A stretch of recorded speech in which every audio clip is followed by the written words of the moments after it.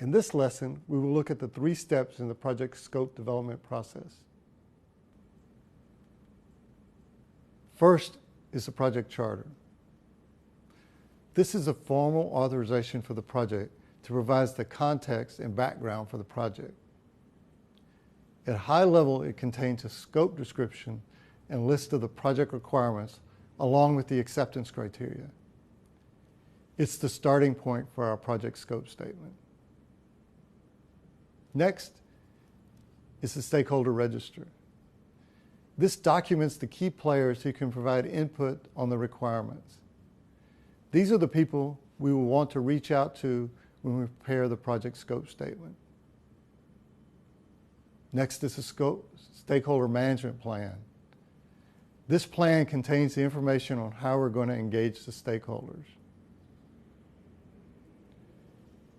The project management plan, this includes any prepared sections of the plan and helps us define the scope. Finally, we have the enterprise environmental factors. This includes the company culture and strategy, plus information on general market conditions and other key elements. These factors may influence how we develop the product and provide the services. Now, let's look at the contents of a good project scope statement. The project scope statement is the end product of our project scope development process. The project scope statement includes many of the same elements that are included in the project charter that you learned about in the last course. The difference here is the level of detail. The project scope statement should be a fairly detailed statement of both the product scope and the services scope. It will include all the requirements, specification details for the products of our project. While the project charter is typically 1 to 2 pages, the project scope statement can be quite extensive. The project scope statement should be developed by the project team as part of their planning process. It's important that the project team develop the project scope statement, as this is their commitment to the project manager and what they will produce as part of the process. For larger projects, it's generally best practice to divide the project scope statement into several sections. 1 section for each function on the project. Each section contains a similar table of contents, and then there's an overall summary plan prepared by the project manager that ties them all together and summarizes the result.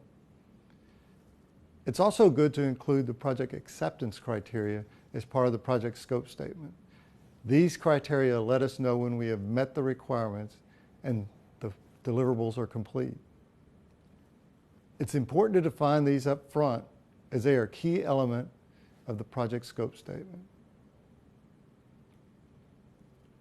The first step in the scope development process is developing the scope management plan. This plan lays out how we will develop the project scope for the project. It defines how we will collect the requirements for a successful project. This might include interviews with stakeholders, or it might include research on key aspects of the product. Whatever process we decide on, it should be documented in the scope management plan. The plan will also include the table of contents for the project scope statement, along with the process for how we will develop the statement, get it reviewed, and then approved. Will we have each functional leader prepare their part in a separate document? Or will it be done in one document prepared by a single group? Who has to review and approve the statement? What's the process for final sign-off? All of these questions should be answered as part of the plan. Finally, how will we develop the work breakdown structure? How will we review and approve the entire plan? And finally, how will we monitor, control, and modify the scope statement as the project develops? This last element, the controlling and modifying the scope statement process, is particularly important. It'd be nice if we set up the scope statement, we did the work, and nothing ever changed.